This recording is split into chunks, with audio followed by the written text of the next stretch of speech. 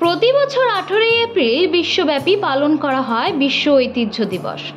এই দিনের মূল উদ্দেশ্য হলো বিশ্বজুড়ে বিভিন্ন সাংস্কৃতিক ও প্রাকৃতিক ঐতিহ্য সংরক্ষণে জনসচেতন সৃষ্টি করা।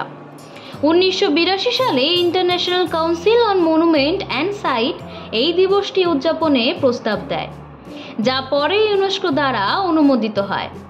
বিশ্ব ঐতিহ্য দিবস, যা আন্তর্জাতিক স্মৃতিস্তম্ভ ও স্থান দিবস নামেও পরিচিত।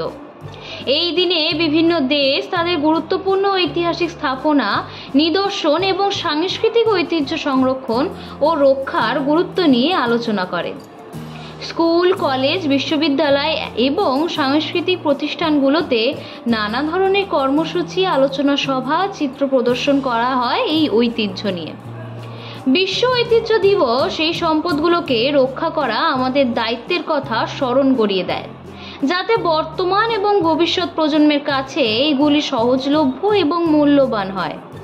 এই ধরনের উদ্যোগের মাধ্যমে বিশ্বজুড়ে সম্প্রদায়গুলিকে তাদের ঐতিহ্যের উপর গর্ব করতে এবং এর সংরক্ষণে সক্রিয়ভাবে অংশগ্রহণ করতে উৎসাহী করা হয় এবং সচেতনতামূলক কার্যক্রম আয়োজন করা হয়।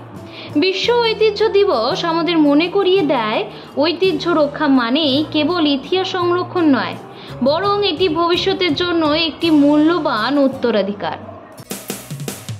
মানুষের পাশে, মানুষের সাথে আমরা আছি এই বাংলাতে। আপনারা দেখছেন সংবাদ শিরোনাম।